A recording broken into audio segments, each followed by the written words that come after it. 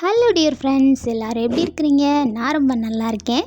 இன்றைக்கி எங்கள் அப்பா சட்டையை போட்டு உட்காந்துருக்கேன்னா, நேற்று இங்கே பயங்கர மழை, அதனால செம்மையாக குளிருது. நேற்று பெஞ்ச மழைக்கு இங்கே கிளைமேட் டோட்டலாக சேஞ்ச் ஆகிடுச்சு. அதனால தான் விடிஞ்சிட்டும் கூட நான் இன்னும் கம்பளி விட்டு எழுந்துக்க மனசு இல்லாமல் கம்பளிக்குள்ளேயே உட்காந்துருக்கேன். ஆனால் இந்த குளிர்லையும் எங்கள் அம்மா வேலைக்கு போயிட்டாங்க, சீக்கிரமாகவே எழுந்துருச்சு. நம்ம தான் ரொம்ப வீக்காக இருக்கோம் போல் இருக்குது. உங்கள் ஊரில் எப்படி மழை பெஞ்சுதா, என்ன ஏது அப்படிங்கிறதெல்லாம் மறக்காமல் கமெண்ட் பண்ணுங்கள். ஸோ அதுக்கு முன்னாடி எல்லாரையும் சேனலுக்கு வெல்கம் பண்ணிக்கிறேன். வாங்க நம்ம இப்போ வீடியோக்குள்ளே போகலாம்.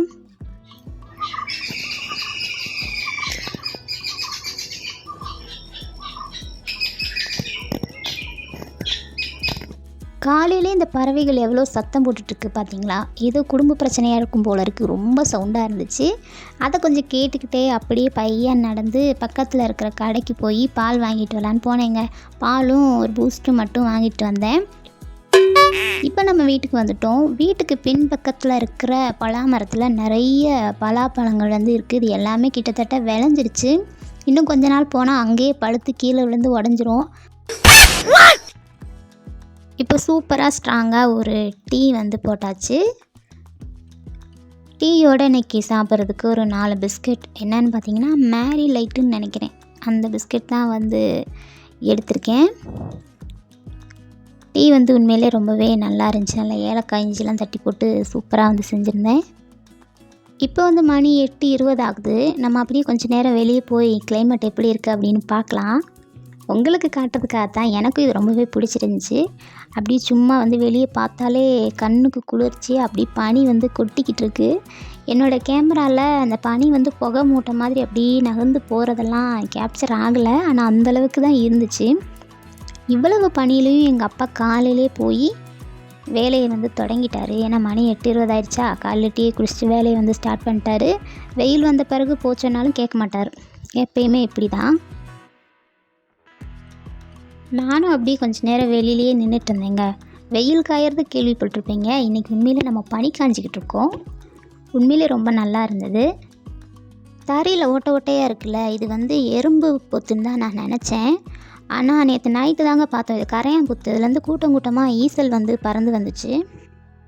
இப்போ மணி சரியாக 10 இருக்கும். பனியெல்லாம் இறங்கிடுச்சு. நல்லா வெயில் வந்துடுச்சு. ஊர் நல்லா தெளிவாக தெரிய ஆரம்பிச்சிருச்சு. இப்போ நம்ம துவைச்சி வச்ச துணியெல்லாம் எடுத்து காய போட்டுட்டு சின்ன சின்ன வேலைகள் எல்லாம் அப்படியே செஞ்சிட்டு இருந்தோம்.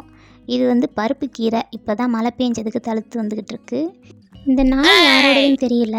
நம்ம வீட்டையே இன்றைக்கி காலையிலேருந்து சுற்றிக்கிட்டு இருக்கு. இந்த பக்கம் துரத்தி விட்டா இந்த பக்கம் நிற்கிறான். என்ன வேணும்னு தெரியல.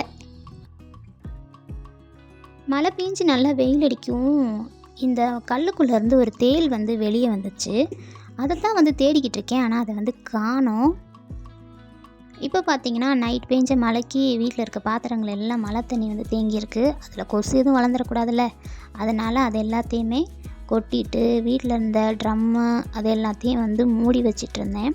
அப்புறம் வீட்டை சுற்றி எங்கெல்லாம் தண்ணி தேங்கியிருக்கோ அது எல்லாத்தையும் போய் கொட்டிட்டு அது எல்லாத்தையும் ட்ரம்மெல்லாம் மூடி வச்சிட்டு இருந்தேன். கொஞ்சம் மழை தண்ணியும் பிடிச்சோம். இந்த தண்ணியெல்லாம் எடுத்து அப்புறமா குளிமறையில் ஊற்றி வச்சுட்டு இவங்களையும் காலி பண்ணி வெளியில் வச்சிட்டேன். ஏன்னா நைட்டு மழை வந்துச்சுன்னா தண்ணி கிடைக்கும்ல. அதனால் நம்ம கத்திரிக்காய் செடியில் ஒரே ஒரு பூ பூத்துருக்கு. இப்போ டைம் ஒரு 12 கிட்ட ஆயிடுச்சு. சரி சமைக்கலாம்னு சொல்லிட்டு ரசம் வச்சு வாழைக்காய் பொரியல் பண்ணலாம் அப்படின்னு ஒரு பிளான் பண்ணேன். அதுக்கு முன்னாடி ஒரு டீயை போட்டு குடிச்சிடலாம் சொல்லிவிட்டு நானும் அப்பாவும் டீ குடித்தோம். டீ குடிச்சிட்டு நான் பையன் வேலையை ஆரம்பிச்சிட்டேன். 2 days முன்னாடி தான் நான்வெஜ் எடுத்தோம். அப்புறம் கப்பு நேற்று ராத்திரியாக வச்சோமா, அதனால தான் இன்றைக்கி ரசம் வைக்க வேண்டியதாகிடுச்சு. ரசம் வச்சா தான் கொஞ்சம் வயிற்றுக்கு நல்லாயிருக்கும்னு சொல்லிட்டு ரசம் வச்சுட்டேன். சாதம் அம்மாவே காலையில் வச்சுட்டு போயிட்டாங்க. அதனால நமக்கு சாதம் வைக்க வேண்டாம்.